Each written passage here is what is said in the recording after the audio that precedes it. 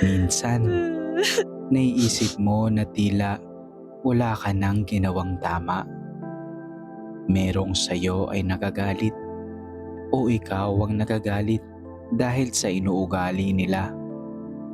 Tinatalikuran ka ng iyong mga kaibigan na iyo sanang inaasahang makakatulong sa iyong pinagdaraanan, hanggang sa umabot sa puntong gusto mo nang sumuko na makihalubilo at umasa pa sa iyong kapwa. May mga gabi na hirap kang makatulog sa pag-iisip, hindi para sa sarili mo, kundi para sa iyong kapwa at mga mahal sa buhay. Iniisip mo na ayaw mo nang makihalubilo para hindi ka na masaktan, para hindi na lalong masira ang iyong pag-asa sa kanila o sila sa iyo. Alam mo ba na may pangako at pag-asang ibinibigay ang Diyos sa iyo? Nasusulat sa salita ng Diyos sa Roma chapter 14 na walang sino man sa atin ang nabubuhay o namamatay para sa sarili lamang. Ang Biblia ay nagbibigay rin ng gabay kung paano muling bumangon, magmahal, magpatawad, at ayusin ang ating mga relasyon ng may karunungan at pananampalataya. Sa video na ito, tatalakayin natin ang mga prinsipyo mula sa Biblia na tutulong sa iyo, hindi lang para maayos ang relasyon mo sa iba, kundi para ikaw mismo ang maging daluyan ng pagbabago. Kung ikaw ay naniniwala na hindi pa huli ang lahat para sa kapatawaran, pagmamahal, at pagkakaibigan, mag-subscribe ka na. Huwag mong kalimutang i-like ang video na ito at i-comment kung alin sa mga tanong ang tumama sa puso mo. Dahil dito sa channel na ito, sama-sama tayong matututo at lalago para sa Diyos, sa sarili, at para sa ating kapwa. Simulan na natin. Saan hahanapin sa Biblia kapag nais mong magtagumpay sa pakikitungo sa kapwa? Roma chapter 12. Ang Roma chapter 12 ay isang kabanata sa Bagong Tipan na puno ng mga praktikal na tagubilin ni Apostol Pablo kung paano mamuhay bilang isang tunay na Kristiyano. Ang kabuuang mensahe nito ay tumutukoy sa pagbabago ng isip, pag-aalay ng sarili sa Diyos, at tamang pakikitungo sa kapwa. Naririto ang mga nilalaman ng Roma 12 at ang koneksyon nito patungkol sa pakikitungo sa kapwa. Una, pag-aalay ng sarili sa Diyos. Sinabi sa Roma chapter 12 verses 1 hanggang 2, "Kaya nga, mga kapatid, alang-alang sa masaganang habag ng Diyos sa atin, ako'y nakikiusap sa inyo na ialay ninyo ang inyong sarili bilang isang handog na buhay, banal, at kalugod-lugod sa Diyos. Ito ang karapat-dapat na pagsamba ninyo sa Diyos. Huwag kayong makiayon sa takbo ng mundong ito. Sa halip, hayaan ninyong baguhin ng Diyos ang inyong pag-iisip upang maunawaan ninyo ang kanyang kalooban. Sa gayon, magagawa ninyo kung ano ang mabuti, kalugod-lugod, at ganap na kalooban ng Diyos." Ang matagumpay na pakikitungo sa kapwa ay nagsisimula sa pagbabago ng ating sarili. Kapag ang isip natin ay binago ng Diyos, nagkakaroon tayo ng tamang pananaw sa kung paano makitungo sa ibang tao. Pakikitungo na may kababaang loob, pag-unawa, at pag-ibig. Pangalawa, kababaang loob sa kaloob ng Diyos. Sinabi sa Roma chapter 12 verse 3, "Dahil sa kagandahang loob ng Diyos sa akin, sinasabi ko sa bawat isa sa inyo, huwag ninyong pahalagahan ang inyong sarili ng higit sa nararapat. Sa halip, pakaisipin ninyong mabuti ang tunay ninyong katayuan ayon sa sukat ng pananampalatayang ipinagkaloob ng Diyos sa bawat isa sa inyo." Upang magtagumpay sa pakikitungo sa kapwa, kailangang iwaksi ang kayabangan at magkaroon ng pagpapakumbaba. Walang tunay na tagumpay sa relasyon kung walang pagpapasensya at pakikinig sa iba. Pangatlo, paggamit ng kaloob para sa ikabubuti ng iba. Sinabi sa Roma chapter 12 verse 4 hanggang 8, kung paanong ang katawan ay binubuo ng maraming bahagi at magkakaiba ang gawain ng mga ito. Gayun din naman, kahit na tayo marami, nabubuo tayo sa iisang katawan ni Kristo. Ang bawat isa ay may kanya-kanyang papel sa lipunan. Sa pagkilala at tamang paggamit ng ating mga kaloob para sa kapakanan ng iba, tayo ay nagtatagumpay sa pakikitungo sa kanila. Pang-apat, tunay na pag-ibig at malasakit sa kapwa. Ito ang isinasaad sa Roma chapter 12 verses 9 hanggang 10. Maging tunay ang inyong pagmamahalan. Kasuklaman ninyo ang masama at pakaibigin ang mabuti. Magmahalan kayo bilang magkakapatid at pahalagahan ninyo ang iba ng higit sa pagpapahalaga nila sa inyo. Walang masigit na sikreto sa matagumpay na relasyon kaysa sa tunay na pag-ibig at pagpapakumbaba. Ang pakikitungo na may malasakit ay nagpapalalim sa pagtitiwala at paggalang. Panglima, pagtugon sa kasamaan ng may kabutihan. Ito ang sinasabi sa Roma chapter 12 verses 17 hanggang 21. Huwag ninyong gantihan ng masama ang masama.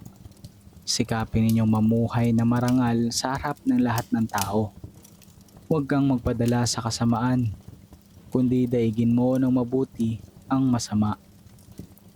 Sa mga pagkakataong tayo'y sinasaktan o ginagawa ng mali, ang pagtugon ng may kabutihan ang tunay na sukatan ng tagumpay sa pakikitungo sa kapwa. Hindi panalo ang may pagiganti, kundi ang marunong magpatawad. Samahan mo ko para sa isang maikling panalangin. Panginoon, salamat po sa iyong mga salita sa Roma chapter 12 na nagtuturo kung paano mamuhay ng may kabanalan at pagmamahal sa kapwa. Baguhin ninyo ang aking isipan upang makita ko ang bawat tao sa aking paligid ayon sa inyong pananaw. Turuan ninyo akong magmahal ng tunay, magpakumbaba at gamitin ang aking mga kaloob para sa kapakanan ng iba. Sa gitna ng tukso na gumanti o maging mapagmataas, paalalahanan ninyo ako na daigin ng masama sa pamamagitan ng mabuti. Nais ko pong magtagumpay hindi lamang sa mata ng tao, kundi sa iyong paningin. Sa pamamagitan ng pag-ibig, kapayapaan at pagpapasensya sa pakikitungo ko sa iba. Sa pangalan ni Jesus, ito po ang aking dalangin. Amen.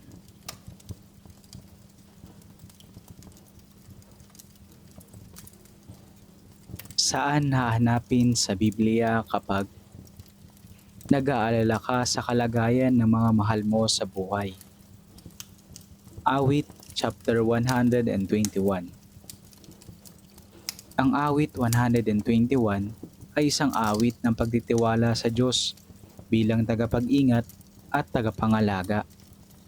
Ito ay isa sa mga tinatawag na Songs of Ascents, mga awit na inaawit habang ang mga Israelita ay paakyat sa Jerusalem upang sumamba. Naririto ang nilalaman ng awit 121 verses 1 to 8. Tumitingin ako sa mga bundok. Saan kaya nanggagaling ang aking saklolo? Ang tulong para sa akin ay nanggagaling sa Panginoon, na gumawa ng langit at ng lupa. Hindi niya papayagan na ikaw ay mabuwal. Siyang nag-iingat sa iyo ay hindi natutulog. Pakinggan mo ito. Ang nag-iingat sa mga taga-Israel ay hindi umiidlip o natutulog. Ang Panginoon ang nag-iingat sa iyo. Siya ay kasama mo upang ikaw ay patnubayan. Hindi makakasakit sa iyo ang init ng araw o ang liwanag ng buwan kung gabi. Iingatan ka ng Panginoon sa anumang kapahamakan, pati ang buhay mo'y kanyang iingatan. Ang Panginoon ang mag-iingat sa iyo na saan ka man, ngayon at magpakailanman. Kapag tayo ay nag-aalala para sa ating mga mahal sa buhay, sa kanilang kaligtasan, kalusugan o kinabukasan, ang awit 121 ay nagbibigay ng katiyakan na una, ang Diyos ang tunay na tagapangalaga. Sabi sa verse 2, ang aking tulong ay nanggagaling sa Panginoon na gumawa ng langit at lupa.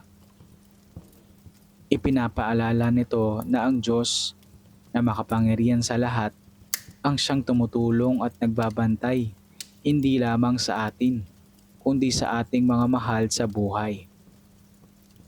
Ikalawa, hindi natutulog ang Diyos sa pagbabantay. Base ito sa verses 3 hanggang 4 na sabi dito na siyang nag-iingat sa iyo ay hindi iidlip. Hindi tulad ng tao, ang Diyos ay hindi napapagod. Siya ay laging gising, laging alerto. Isang paalala sa mga magulang, asawa o kapatid na nag-aalala sa gabi. Ikatlo, kanyang proteksyon ay buo at palagian na matatagpuan sa verses 5 hanggang 8 ng kabanata. Sinabi rito na ingatan ka ng Panginoon sa lahat ng kasamaan. Kanyang iingatan ang iyong kaluluwa. Maging sa pisikal man o espiritual na aspeto, ang Panginoon ay may kakayahang mag-ingat at magligtas sa panahon ng panganib o pangamba. Para sa mga mahal natin sa buhay, ang mga talatang ito ay sandigan. Naririto ang mga eksaktong sanggunian para sa tema. Sa verse 2, ang aking tulong ay nanggagaling sa Panginoon. Sa verse 4, siya na nag-iingat ng Israel ay hindi iidlip ni matutulog man. Sa verses 7 hanggang 8, ingatan ka ng Panginoon sa lahat ng kasamaan, mula ngayon at magpakailanman. Manalangin tayo. Panginoon, sa mga sandaling ako'y nababalot ng pag-aalala para sa aking mga mahal sa buhay, itinataas ko ang aking mga mata sa iyo. Ikaw ang aming tagapag-ingat na hindi natutulog. Sa iyo nagmumula ang tunay na tulong, hindi sa aming sariling lakas o kakayahan, kundi sa iyong makapangyarihang kamay. Bantayan mo po sila sa araw at sa gabi. Ingatan mo sila sa kanilang paglalakbay, sa kanilang mga gawain, sa kalusugan, at higit sa lahat, sa kanilang pananampalataya. Iligtas mo sila sa anumang kapahamakan, at patatagin mo rin ang aking puso na lubos sa magtiwala sa iyo. Salamat, O Diyos, na kailanman ay hindi mo kami pinababayaan. Amen. Lucas chapter 17. Ang Lucas 17 ay puno ng mahalagang turo ni Jesus tungkol sa pananampalataya, pagpapatawad, paglilingkod, at paghahanda sa kanyang muling pagdating. Nahahati ito sa mga sumusunod na bahagi. Una, babala sa mga sanhi ng pagkakasala at tungkulin ng pagpapatawad. Matatagpuan ito sa verses 1 to 4 ng kabanata. Ito ang sinabi sa verse 3. Mag-ingat kayo. Kung magkasala sa iyo ang iyong kapatid, sawayin mo siya. At kung siya'y magsisi, patawarin mo siya. Ikalawa, pananampalataya kahit maliit. Matatagpuan ito sa verses 5 hanggang 6. Kung kayo'y may pananampalataya kasing laki ng butil ng mustasa. Ikatlo, tungkulin ng lingkod. Ito ay matatagpuan sa verses 7. Ito ay matatagpuan sa verses 7 hanggang 10 ng kabanata. Ang tunay na lingkod ay hindi naghihintay ng gantimpala, kundi gumaganap ng tungkulin. Ikaapat, ang pagpapagaling sa 10 ketongin at ang pasasalamat ng isa. Binanggit ang mga ito sa verses 11 hanggang 19 ng kabanata. Nalaman natin dito na isa lamang ang bumalik upang magpasalamat, isang Samaritano. Ikalima, ang pagdating ng kaharian ng Diyos na matatagpuan sa verses 20 hanggang 37 ng kabanata. Sinabi dito na ang kaharian ay dumarating sa gitna ninyo at si Jesus ay nagbabala na ang araw ng anak ng tao ay darating gaya ng kidlat, kaya dapat tayong laging handa. Kapag nag-aalala tayo para sa ating mga mahal sa buhay, ang Lucas 17 ay nagbibigay ng mga espiritual na aral na may direktang kinalaman sa ating panalangin at pananabik para sa kanilang kapakanan, lalo na sa aspeto ng kaligtasan, kagalingan, at espiritual na kalagayan. Una, sabi sa Lucas 17 verses 3 hanggang 4, kung magkasala sa iyo ang iyong kapatid, sawayin mo siya, at kung siya'y magsisi, patawarin mo siya. Kung ang isa sa iyong mga mahal sa buhay ay naliligaw ng landas, tungkulin mo bilang nagmamahal sa kanila ang magsalita ng may pag-ibig at pagpapayo, at higit sa lahat, magpatawad. Ang pag-aalala para sa kanilang espiritual na kalagayan ay hindi mali. Ito ay isang tawag sa pagkilos at panalangin. Ikalawa, matatagpuan sa verses 11 to 19 ng kabanata ang pagpapagaling sa 10 ketongin. Sinabi sa verse 14, at nang makita niya sila, sinabi niya sa kanila, umayo kayo at magpakita sa mga saserdote. Kung ikaw ay nag-aalala para sa mga mahal mo na may sakit, ang pangyayaring ito ay paalala na may kapangyarihan si Jesus upang magpagaling. Ngunit higit pa roon, ang pananampalataya at pasasalamat ay mahalaga. Katulad ng ketongin na bumalik upang magpasalamat, naway turuan natin ang ating mga mahal sa buhay na kilalanin at pasalamatan ng Diyos sa kanilang buhay. Ikatlo, matatagpuan sa verses 26 to 33 ang babala ukol sa pagdating ng anak ng tao. Sinabi sa verse 32, alalahanin ninyo ang asawa ni Lot. Isa ito sa pinakamalalim na paalala sa Biblia na huwag baliwalain ang babala ng Diyos at ipanalangin natin ang mga mahal natin sa buhay na huwag maiwanan sa huling araw. Ang pag-aalala natin ay dapat tumantong sa paghimok sa kanila na lumapit sa Diyos. Manalangin tayo. Amang mapagmahal, sa gitna ng aking pag-aalala para sa aking mga mahal sa buhay, lumalapit ako sa iyo, O Diyos, na may pananampalatayang gaya ng butil ng mustasa. Alam kong hindi ko sila kayang ingatan sa lahat ng oras. Ngunit ikaw, Panginoon, ay makapangyarihan at tapat. Turuan mo silang makita ang iyong liwanag sa kanilang buhay. Kung sila man ay may karamdaman, kaguluhan ng isip, o naliligaw ng landas, naway hipuin mo ang kanilang puso at kaluluwa. Tulad ng ketonging pinagaling, Naway bumalik din sila sa iyo ng may pusong nagpapasalamat at pusong binago. Panginoon, bigyan mo rin ako ng lakas ng loob na magseta ng katotohanan sa pag-ibig upang ako'y maging instrumento ng iyong paggabay. At sa lahat ng ito, tinataas ko ang aking tiwala sa iyo. Salamat sa iyong awa at iyong walang hanggang pag-iingat. Sa pangalan ni Jesus, Amen. Saan hahanapin sa Biblia kapag tila yata tinalikuran ka na ng iyong mga kaibigan?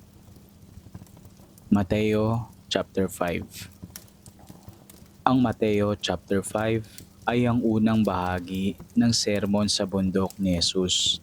Kabilang dito ang mga sumusunod: mga mapapalad o beatitudes, asin at ilaw ng sanlibutan, pagtupad ni Jesus sa kautusan, at mga katuruan ni Jesus tungkol sa galit, pangalunya at pagnanasa, diborsyo, pagsisinungaling at panunumpa, paghihiganti, at pag-ibig sa kaaway. Ito ang ilang koneksyon sa temang tila yata tinalikuran ka na ng iyong mga kaibigan.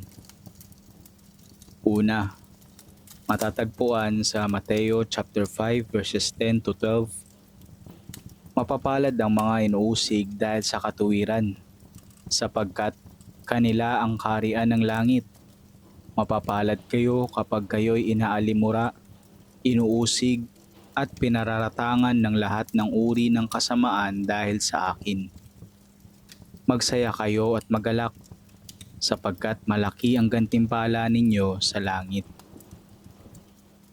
Kapag ikaw ay tinatalikuran ng mga kaibigan dahil sa iyong pananampalataya, katapatan, o pagsunod sa Diyos, hindi ka nag-iisa. Ito ay bahagi ng landas ng katuwiran. Pinapalakas ni Jesus ang loob ng mga nasasaktan o inaabandona ng lipunan. Pangalawa, Mateo chapter 5 verses 44. Ngunit sinasabi ko sa inyo, ibigin ninyo ang inyong mga kaaway at ipanalangin ang mga umuusig sa inyo. Kung ang iyong mga kaibigan ay naging kaaway sa iyong damdamin sa pamamagitan ng pagtatakwil o pananakit, sinasabi ni Jesus na ang tugon ay pag-ibig at panalangin. Mahirap ito, ngunit ito ay daan ng kaharian ng Diyos. Pangatlo, sabi sa Mateo chapter 5 verse 16, sa gayon ay lumiwanag ang inyong ilaw sa harap ng mga tao, upang makita nila ang inyong mabubuting gawa at luwalhatiin ang inyong Ama na nasa langit. Kahit na ikaw ay tinalikuran, manatili sa paggawa ng mabuti. Ipinapaalala sa atin na ang ating pagkatao ay hindi nakabase sa pagtanggap ng tao, kundi sa liwanag ng Diyos sa atin. Samahan mo ko para sa maikling panalangin, batay sa Mateo chapter 5 verses 10 to 12 at verses 44 patungkol sa temang tila yata tinalikuran ka na ng iyong mga kaibigan. Aming Amang nasa langit, kapag ako'y pinagtatalikuran ng mga taong mahal ko, tulungan mo kong alalahanin na hindi mo ko kailanman tatalikuran. Palakasin mo ko kapag ako'y pinanghihinaan ng loob dahil sa rejection. Turuan mo kong magmahal pa rin at manalangin para sa kanila gaya ng itinuro ni Jesus. Salamat sa pangakong may gantimpala ang mga nananatiling tapat sa iyo. Naway patuloy akong maging liwanag kahit sa gitna ng kadiliman ng pagkabigo at sakit. Sa ngalan ni Jesus, Amen. Unang Korinto chapter 13. Ang unang Korinto 13 ay kilala bilang kabanata ng pag-ibig o love chapter sa Bagong Tipan. Isinulat ito ni Apostol Pablo upang ipakita na ang lahat ng bagay, kahit ang mga espiritual na kaloob, ay walang kabuluhan kung walang pag-ibig. Nahati ito sa tatlong bahagi. Una, sa unang Korinto chapter 13 verses 1 hanggang 3, ipinapaalam sa atin dito na walang silbi ang lahat kung walang pag-ibig. Ito ang sinabi sa verses 1 hanggang 2. Kahit magsalita ako ng mga wika ng tao at ng mga anghel, ngunit wala akong pag-ibig, ako'y parang kampanang umaalingaw-ngaw o pompyang na umaalingaw-ngaw. Kahit may taglay akong kakayahang magpayag ng propesiya at nauunawaan ng lahat ng hiwaga at kaalaman, ngunit wala naman akong pag-ibig, ako'y walang kabuluhan. Sinasabi sa unang Korinto chapter 13 verses 4 hanggang 7 ang mga katangian ng tunay na pag-ibig. Sinabi dito na ang pag-ibig ay matiisin at magandang loob. Ang pag-ibig ay hindi nananaghili, hindi nagmamapuri, hindi palalo, hindi magaspang ang pag-uugali, hindi makasarili, hindi magagalitin, hindi nagtatala ng kasamaan, hindi ito natutuwa sa masama, kundi nagagalak sa katotohanan. Ang pag-ibig ay mapagpatawad sa lahat ng bagay, nananampalataya sa lahat ng bagay, umaasa sa lahat ng bagay, nagtitiis sa lahat ng bagay. At panghuli, sa verses 8 hanggang 13, ipinapaalam sa atin dito na ang pag-ibig ay walang hanggan. Ang pag-ibig ay hindi nagwawakas. Ngayon ay tatlong bagay ang nananatili: pananampalataya, pag-asa, at pag-ibig. Ngunit ang pinakadakila sa mga ito ay ang pag-ibig. Narito ang ilang koneksyon sa temang tila yata tinalikuran ka na ng iyong mga kaibigan. Sa unang Korinto chapter 13 verses 4 hanggang 7, sinasabi sa atin dito na kapag tinalikuran ka ng kaibigan, natural ang masaktan.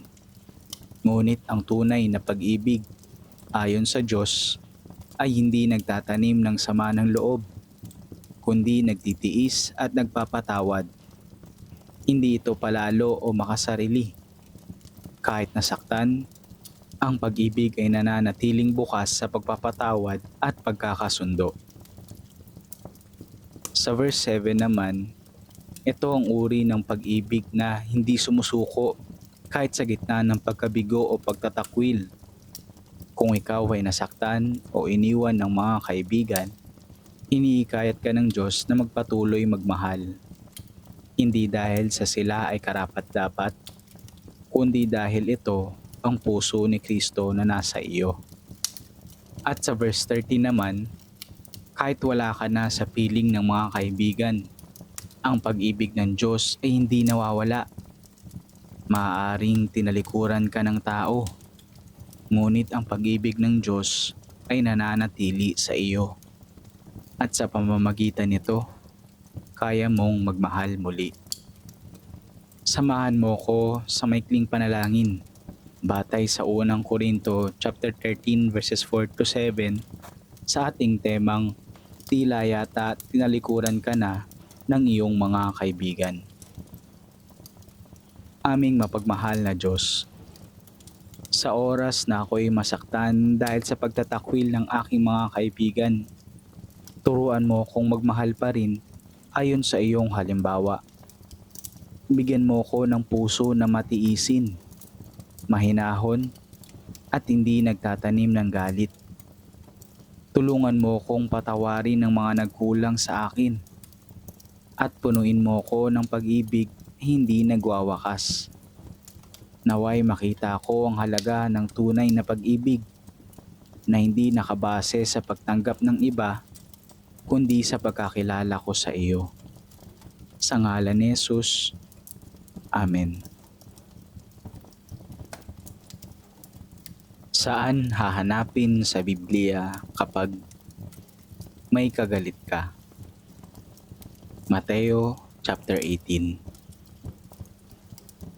Ang Mateo 18 ay isang mahalagang bahagi ng Ebanghelyo ni Mateo na nagtuturo tungkol sa kapakumbabaan, pagpapatawad at pagkakasundo sa kapwa. Narito ang mahalagang bahagi ng kabanatang ito na may kaugnayan sa tema ng may kagalit ka. Una, kapakumbabaan ng isang bata. Matatagpuan ito sa verses 1 hanggang 5. Sinabi ni Jesus na ang sino mang nagpapakumbaba na tulad ng isang bata ay siyang pinakadakila sa kaharian ng langit. Tulad ng sabi sa verse 3, kaya't sinasabi ko sa inyo, malibang kayo'y magbago at maging tulad ng isang bata, kailan may hindi kayo makakapasok sa kaharian ng langit. Pangalawa, babala laban sa pagtitisod. Matatagpuan ito sa verses 6 hanggang 9. Nagbabala si Jesus sa mga sanhi ng pagkakasala ng iba, lalo na sa maliliit, mga inosente, o may hina sa pananampalataya. Pangatlo, ang talinghaga ng nawawalang tupa. Matatagpuan ito sa verses 10 hanggang 14. Ipinapakita dito ang kahalagahan ng bawat isa sa mata ng Diyos at ang kanyang hangarin na walang mawala sa kanyang mga anak. Pang-apat, pagpapanumbalik ng nagkasala. Sa verses 15 to 20 ito makikita. Ito ang pinakamalinaw na bahagi ng Mateo 18 tungkol sa kung ano ang dapat gawin kapag may kagalit o kasalanan ng kapwa. Sa verse 15, kung ang iyong kapatid ay magkasala laban sa iyo, puntahan mo siya at kausapin ng sarilinan. Kung makinig siya sa iyo, napanumbalik mo na ang iyong kapatid. Sa verse 16 naman ay sinabing, ngunit kung hindi siya makinig, magsama ka ng isa o dalawa pang saksi. At sa verse 17 naman, kung ayaw pa rin niyang makinig, sabihin mo na ito sa iglesia. Panglima, ang kapangyarihan ng panalangin at pagkakaisa. Matatagpuan ito sa verses 18 hanggang 20. Ipinapakita dito na may espiritual na bigat ang pagkakaisa sa pagpapatawad at panalangin. Sabi sa verse 20, sapagkat saan man 2 o 3 ang nagkakatipon sa aking pangalan, naroon ako sa gitna nila. At panghuli, ang talinghaga ng walang awang alipin na matatagpuan sa verses 21 hanggang 35. Tinanong ni Pedro kung ilang ulit dapat magpatawad. Sinabi ni Jesus, hindi ko sinasabi na hanggang sa makapito, kundi hanggang sa makapitumput-pitong ulit na matatagpuan sa verse 22. Sa talinghaga, may isang alipin na pinatawad ng kanyang hari, ngunit siya mismo ay hindi nagpatawad sa kapwa. Sa huli, siya ay pinarusahan. Sinabi sa verse 35, gayon din ang gagawin sa inyo ng aking Ama sa langit kung hindi ninyo taos-pusong patatawarin ang inyong kapatid. Narito ang koneksyon sa temang may kagalit ka. Kung ikaw ay may kagalit, ang Mateo 18 ay nagtuturo ng 3 mahalagang hakbang. Una, makipag-usap ng sarilinan ayon sa verse 15. Huwag ipagsigawan ng issue, bagkus ay tahimik itong ayusin. Pangalawa, maghanap ng pagkakasundo, hindi ang ito ay maipanalo. Ang layunin ay ang mapanumbalik ang kapatid, hindi ang manalo sa argumento. At pangatlo, magpatawad ng taos-puso. Ito ang itinuturo sa atin sa verses 22 hanggang 35. Walang limitasyon ang pagpapatawad sa kapwa. Ito ay dapat buong puso, tulad ng pagpapatawad ng Diyos sa atin. Samahan mo ko para sa isang maikling panalangin ayon sa Mateo chapter 18. Panginoon, ako'y lumalapit sa iyo ng may kababaang loob. Alam mo ang bigat sa aking puso at ang alitan na bumabagabag sa akin. Turuan mo kong lumapit sa aking kapatid ng may pag-ibig at pagpapakumbaba. Bigyan mo ko ng lakas upang magpatawad gaya ng pagpapatawad mo sa akin nang walang pag-aalinlangan. Linisin mo ang aking puso sa galit, pagmamataas at hinanakit. Nais kong mamuhay sa kapayapaan, pagkakaisa at pagmamahalan ayon sa iyong kalooban. Sa pangalan ni Jesus, ito ang aking dalangin. Amen. Efeso chapter 4. Ang Efeso 4 ay isang napakahalagang kabanata na tumatalakay sa pagkakaisa sa katawan ni Kristo, paglago sa espiritual at bagong pamumuhay bilang mga tagasunod ni Kristo. Ito rin ay may malinaw na gabay tungkol sa pakikitungo sa kapwa, lalo na kung may kagalit ka. Narito ang nilalaman ng Efeso chapter 4. Una, pagkakaisa sa Espiritu. Matatagpuan ito sa verses 1 hanggang 6. Inimok ni Pablo ang mga mananampalataya na mamuhay na karapat-dapat sa kanilang pagkatawag. Sinabi sa verses 1 hanggang 2, mamuhay kayo sa paraang karapat-dapat sa pagkatawag na inyong tinanggap, na may buong kapakumbabaan, kaamuan at pagtsatsaga. Magtiisan kayo sa isa't isa sa pagmamahalan. Ang pagkakaroon ng kapakumbabaan at pagtitiis ay susi sa pagkakasundo. Kapag may alitan, hinihikayat tayong magpakababa, maging mahinahon at magmahal. Pangalawa, mga kaloob para sa pagkakaisa at paglago. Matatagpuan ito sa verses 7 hanggang 16. Dito tinalakay ang mga espiritual na kaloob upang itaguyod ang katawan ni Kristo tungkol sa pagkakaisa at espiritual na kapanahunan. Ang tunay na paglago sa pananampalataya ay may kita sa kakayahang umibig kahit sa mga hindi kaibig-ibig. Kabilang narito ang mga nakaalita natin. Pangatlo, pamumuhay bilang mga bagong nilalang. Matatagpuan ito sa verses 17 hanggang 32. Inimok ni Pablo na talikuran na ang dating pamumuhay at magbihis ng bagong pagkatao. Sabi sa verses 26 hanggang 27, kung kayo'y magagalit, huwag kayong magkasala. Huwag ninyong hayaang lumubog ang araw na kayo'y galit pa rin. Huwag ninyong bigyan ng pagkakataon ng dyablo. Kapag hinayaan mong manatili ang galit, binubuksan mo ang pinto para sa kasamaan. Sa verse 29 naman, huwag kayong magsalita ng masama. Gamitin ninyo ang inyong pananalita sa ikabubuti ng iba. Ang mga masasakit na salita ay nakakasira ng relasyon. Sa halip, gamitin ang salita upang magtayo, hindi magwasak.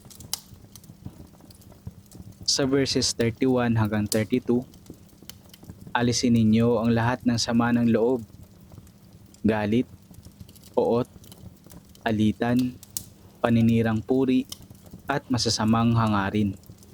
Sa halip, kayo'y maging mabait, maawain, at magpatawad sa isa't isa, gaya ng pagpapatawad sa inyo ng Diyos sa pamamagitan ni Kristo.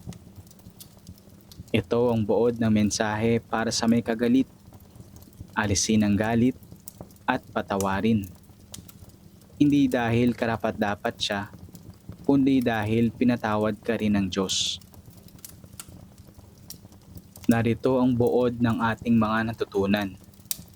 Sa verse 2, magpakababa, maging matiisin sa pagmamahal. Sa verses 26 hanggang 27, huwag patagalin ang galit, agad itong ayusin. Sa verse 29 naman, iwasan ang paninira, piliing magsalita ng mabuti. At sa 31 at 32, alisin ang galit at magpatawad gaya ng ginawa ng Diyos sa iyo. Manalangin tayo. O Diyos na mapagpatawad, ako po ay humihingi ng tulong sa iyo. Puno ng bigat ang aking puso dahil sa alitan at galit na aking nararamdaman. Turuan mo kong alisin ang lahat ng sama ng loob, poot at hinanakit. Palitan mo ito ng kabutihan, malasakit at tunay na kapatawaran. Gaya ng pagpapatawad mo sa akin sa kabila ng aking mga pagkukulang, hayaan mo kong magpatawad din sa aking kapatid. Bigyan mo ko ng lakas upang gumawa ng unang hakbang tungo sa pagkakasundo. Sa pangalan ni Jesus. Amen.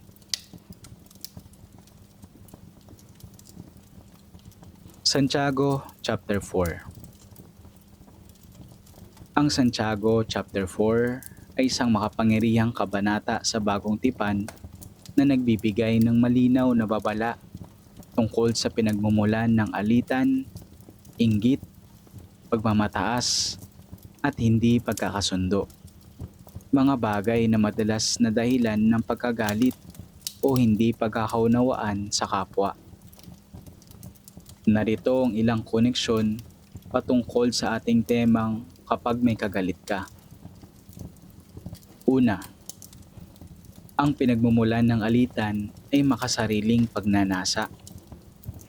Sabi sa verse 1, saan nanggagaling ang mga digmaan at alitan sa pagitan ninyo?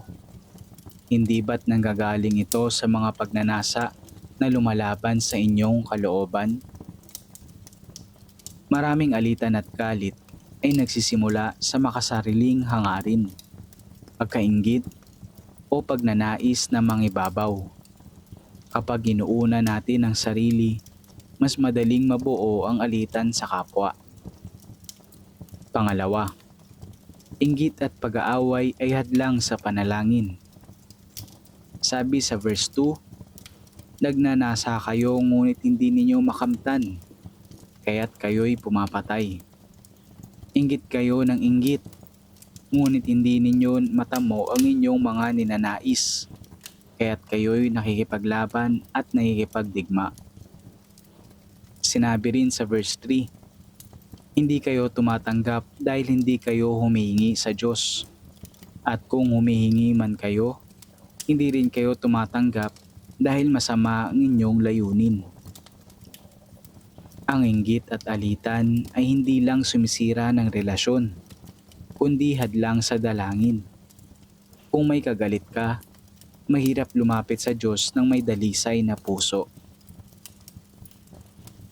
Pangatlo, panawagan sa pagpapakumbaba at pagsunod sa Diyos. Sabi sa verses 7 hanggang 8, dahil dito'y pasakop kayo sa Diyos. Labanan ninyo ang dyablo at tatakas siya sa inyo. Lumapit kayo sa Diyos at lalapit siya sa inyo. At sa verse 10 naman, magpakababa kayo sa harap ng Panginoon at itataas niya kayo. Ang pagpapakumbaba at paglapit sa Diyos ay daan tungo sa pagkakasundo. Kapag tayo ay nagpapakumbaba, mas nagiging madali ang pagpapatawad at pagkikipag-ayos. Pang-apat, iwasan ang paghatol sa kapwa. Sabi sa verse 11, huwag ninyong panirang puri o husgahan ng isa't isa. Ang paninira at paghusga ay kadalasang nagpapalala ng alitan. Itinuturo ng Diyos na magpakababa at umiwas sa pagmamataas sa kapwa. Narito ang buod ng mga natutunan natin sa Santiago chapter 4. Sa verse 1, ang alitan ay bunga ng makasariling pagnanasa. Sa verse 2 to 3, inggit at maling motibo ay nagiging sanhi ng kaguluhan at hadlang sa panalangin. Sa verses 7 hanggang 8, pagpapakumbaba at paglapit sa Diyos ang daan sa pagkakasundo. Sa verse 10, sa pagpapakumbaba, itinataguyod ka ng Diyos. Sa 11 naman, iwasan ng paninira at paghuhusga sa kapwa. Manalangin tayo batay sa Santiago chapter 4 verses 7 to 10 ayon sa temang may kagalit ka. Panginoong Diyos, tinatanggap ko na madalas akong natutukso ng inggit, galit, at pagmamataas. Patawarin mo po ako sa mga panahon na ako ay naging dahilan ng alitan. Ngayon po'y nagpapasakop ako sa iyo. Turuan mo akong magpakumbaba, lumaban sa tukso ng dyablo, at lumapit sa iyo ng may dalisay na puso. Linisin mo ako at palitan mo ang galit sa puso ko ng kapayapaan at pagpapatawad. Itaas mo ako ayon sa iyong kalooban habang ako'y nagpapakababa sa iyong harapan. Sa pangalan ni Jesus, ito po ang aking dalangin. Amen.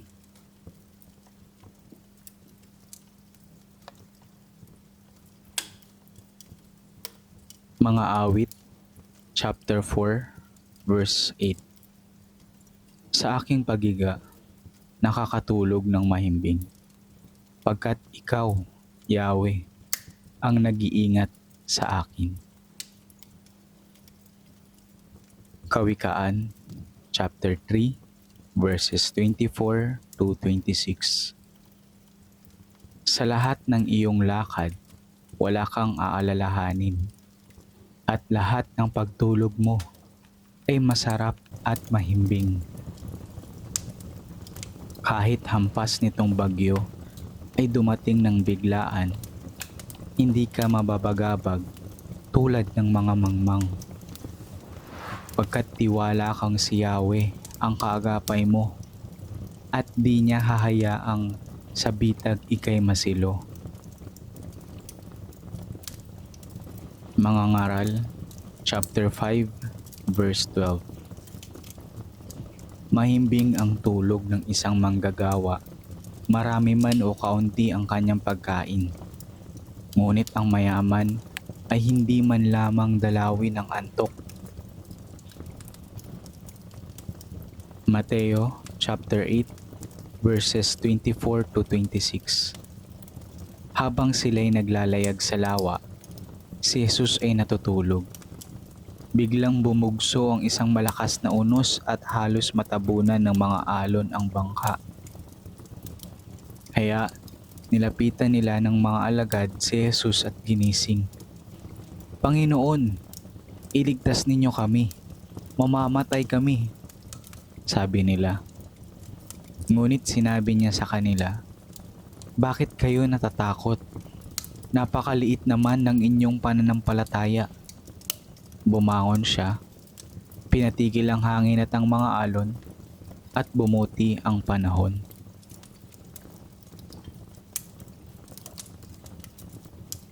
Alam mo ba na iniibig ka ng Diyos? Sabi sa Juan chapter 3 verse 16, sapagkat gayon na lamang ang pag-ibig ng Diyos sa sangkatauhan, kaya't ibinigay niya ang kanyang kaisa-isang anak upang ang sino mang sumampalataya sa kanya ay hindi mapahamak, kundi magkaroon ng buhay na walang hanggan. Sabi sa Roma chapter 5 verse 8, Ngunit pinatunayan ng Diyos ang kanyang pag-ibig sa atin nang mamatay si Kristo para sa atin noong tayo'y makasalanan pa. Kaso, may problema. Lahat ay makasalanan. Sabi sa Roma chapter 3 verse 23, sapagkat ang lahat ay nagkasala at walang sino mang nakaabot sa kaluwalhatian ng Diyos. Sabi sa Roma chapter 3 verse 10, ayon sa nasusulat, walang matuwid, wala kahit isa. Ang lunas ng Diyos sa kasalanan. Sabi sa Roma chapter 6 verse 23, sapagkat kamatayan ang kabayaran ng kasalanan, ngunit ang walang bayad na kaloob ng Diyos ay buhay na walang hanggan sa pamamagitan ni Kristo Jesus na ating Panginoon. Sabi sa Juan chapter 1 verse 12, subalit ang lahat ng tumanggap at sumampalataya sa Kanya ay binigyan niya ng karapatang maging mga anak ng Diyos.